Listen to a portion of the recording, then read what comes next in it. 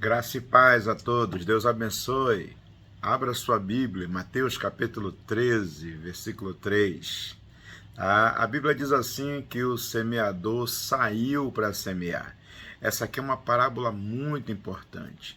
Jesus ele fala que um único semeador ele saiu a semear, e isso é algo importante. É como se um cristão fosse pregar numa reunião, na praça ou numa escola bíblica, ou se ele falasse em qualquer lugar em nome de Jesus, em nome do Senhor, isso seria algo muito importante. Aí você imagina aí quando muitos pregadores, seja aos domingos, seja no meio de semana, seja na escola bíblica dominical, quando eles saem para pregar a palavra, isso é um acontecimento muito importante, talvez o mais importante debaixo do céu. É mais importante do que o guerreiro que saiu para a batalha, do que um cientista que fez uma grande descoberta, é mais importante. Então você, semeador, já está ouvindo aí o louvor da colheita, já está vendo aí os carros indo na direção ali do celeiro. Se você está ouvindo, lembre-se que não haverá abundância de grão se o semeador não sair para semear.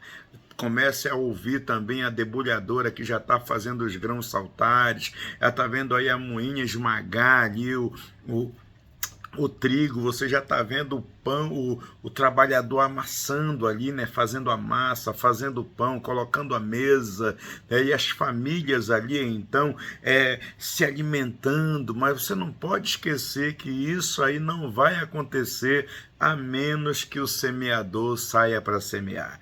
A vida, ela não tem continuidade se o semeador não sair para semear. A semeadura espiritual, ela representa no mundo espiritual o mesmo que a semeadura natural ou no mundo natural. Então, o importante é que você pregue o evangelho, é muito importante.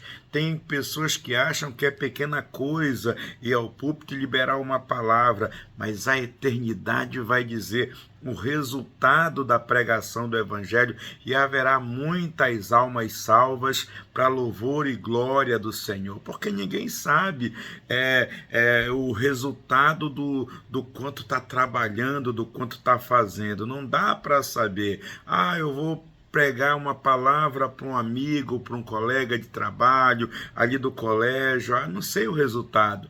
Entenda uma coisa, vida e morte, céu e inferno, podem depender da boa palavra, da boa semente do evangelho que sai da sua boca. Se o Senhor for contigo, entenda uma coisa, e você sair como o semeador que sai para semear, esse será o acontecimento mais importante. Aí você já pode ouvir os louvores no céu, a glória de Deus se manifestando e a alegria de Jesus fazendo nascer mais uma alma. Então isso aqui é muito importante. Mas como é que poderia haver uma alegria de salvação se não houvesse a pregação da palavra de Deus?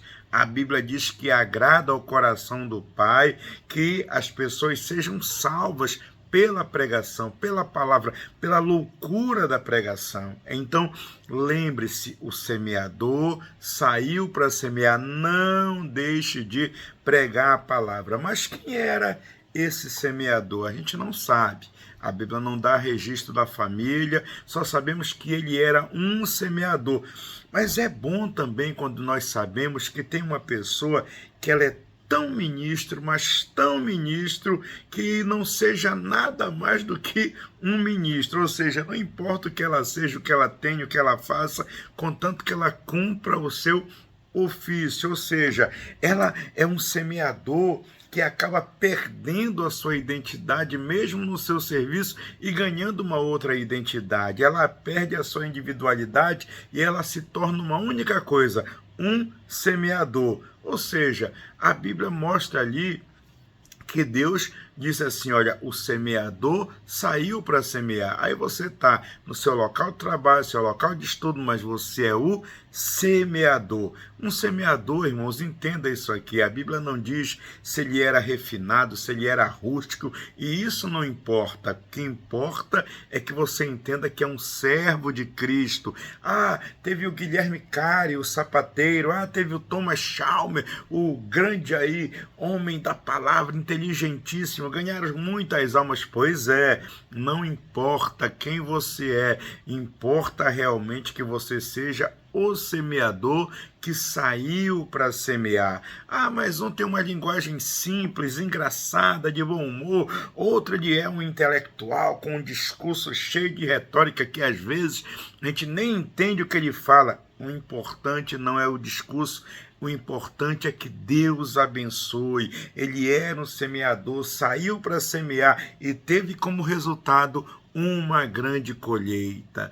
Ah, eu estou preocupado, eu não sei falar como fulano, como ciclano. Semeia a boa semente. Ah, eu não tenho mão grande para semear tanto. Então semeia com mãos menores, contanto que você plante a mesma semente. Deus vai aceitar.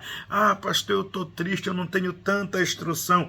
Jesus diz, o semeador saiu para semear. Não diz como ele se vestia, se era negro, se era branco, que tipo de homem ele era. Então veja bem, só diz que ele era um semeador. Então não se preocupe com críticas, semeia a boa semente. A questão do homem, irmão, ela é irrelevante e ela não foi nem registrada. Tanto é que a Bíblia não diz nem o nome, nem a fama desse homem, não está escrito em Mateus, só diz que ele era um semeador. Então mantenha o seu nome longe de tudo aquilo que você faz para o Senhor. Ah, mas o meu nome eu acho que é importante. Então você está na direção errada. Não seja ansioso para que o seu nome seja exaltado, para que a sua reputação seja exaltada. Se contente sim em deixar que o mesmo vento que trouxe o seu nome e fama, ele leve de volta, deixa levar. Tá? Então veja bem, é importante você saber que a reputação é só opinião de homens, isso pouco importa ou nada importa para aqueles que são filhos de Deus. Então sirva a Deus com fidelidade e deixe seu nome aos cuidados do Pai.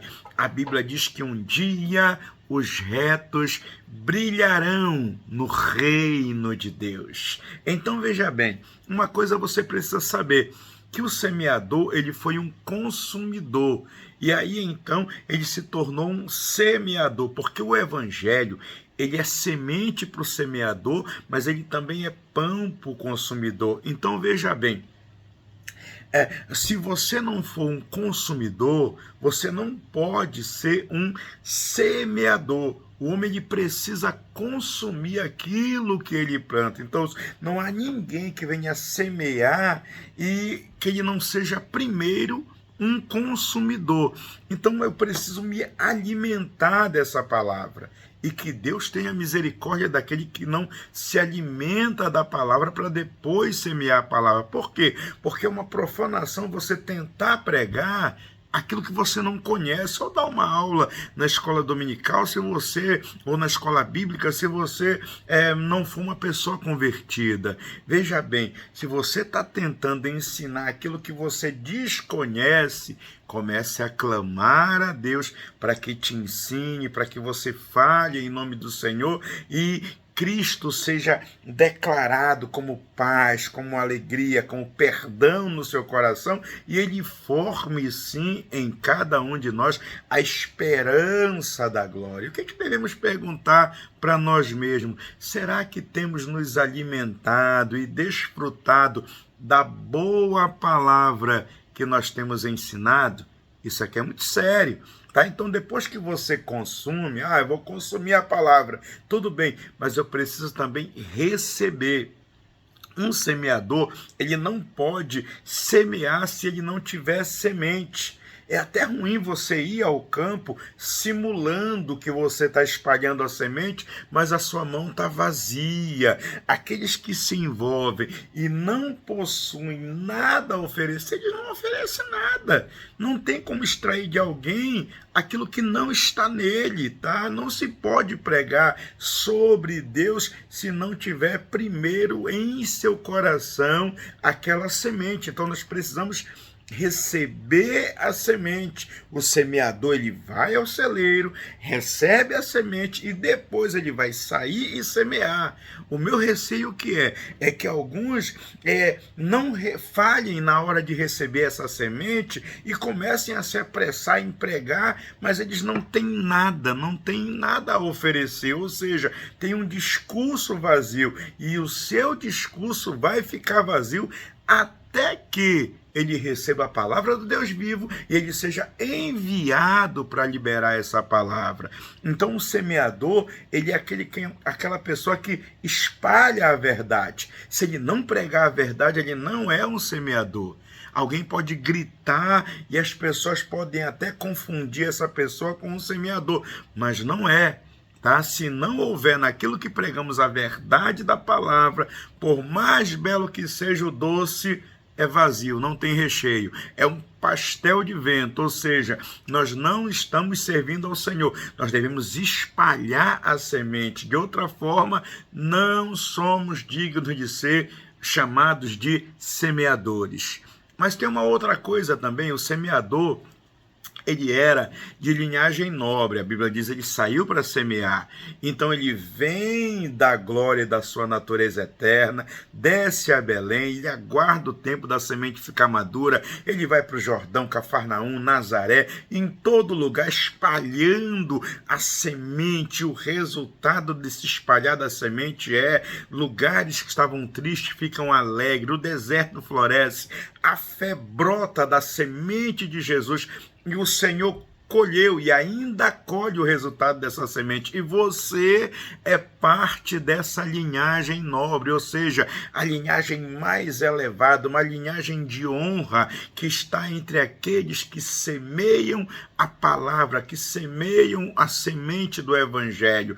Mesmo que você seja o último semeador, mas você é da linhagem nobre. Mas quem foram esses semeadores? A Bíblia diz: homens dos quais o mundo não era digno, homens que sofreram pelo Senhor, receberam a palavra, foram fiéis até a morte. E eu creio, tem um exército de pessoas de todos os tipos, idosos, jovens, adolescentes, ricos, pobres, sábios, iletrados, homens como John Bunyan, você conhece a história do peregrino, ordenaram-lhe que lançasse, que não falasse mais da palavra, que não lançasse mais a semente, colocaram ele numa prisão.